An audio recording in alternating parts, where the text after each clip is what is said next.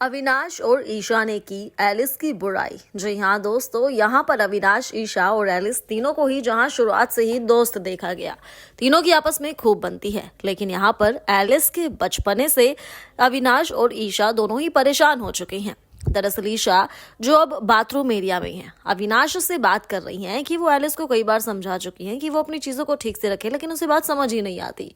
अब यहाँ पर जो है दोनों ही उसके बचपने के बारे में बात करती हैं कि वो बचपना दिखाती है, वो बात ही नहीं सुनती। तो वहां दूसरी तरफ एलिस जो है वो तजेंद्र बग्गा से बात करने में व्यस्त नजर आ रही हैं। हालांकि एलिस और अविनाश दोनों की ही बातों से लग रहा है कि दोनों को एलिस से बहुत ज्यादा शिकायत है, लेकिन वो उसे कुछ कह भी नहीं सकते क्योंकि इन दोनों को ये लगता है कि फिर वो उन दोनों पर चढ़ जाती है कि वो उसे साइड कर रहे हैं।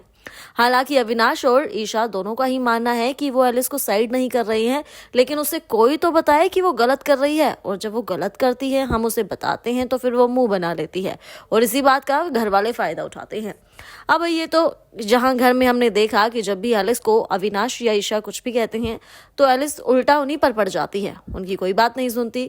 इसी बात से उन दोनों को तकलीफ भी होती है। और एक तरफ जहां इन तीनों की ये दोस्ती देखने के लिए मिल रही है, लेकिन इसी के साथ ही यहाँ इनके फैंस के बीच जो एक और चीज चर्चा में है वो है अविनाश का एलिस और ईशा दोनों के ही करीब जाना। जो यहाँ पर हमें घर में देखने के लिए मिल रहा है कि किस तरह से अविनाश की केमिस्ट्री ईशा और एलिस दोनों के साथ ही बन रही है। यहाँ घर के बाहर इनको ट्रोलिंग का सामना भी करना पड़ रहा है, लेकिन इनके फैंस है कि इन्हें पसंद भी कर रहे हैं। आपका क्या कुछ कहना है इन तीनों की इस तिगड़ी की यारी दोस्ती को लेकर? आप हमें कमेंट बॉक्स में जरूर बताएं और इसी के साथ बिग बॉस से जुड़ी तमाम खबरों के लिए हमारे चैनल को सब्सक्राइब जरूर करें।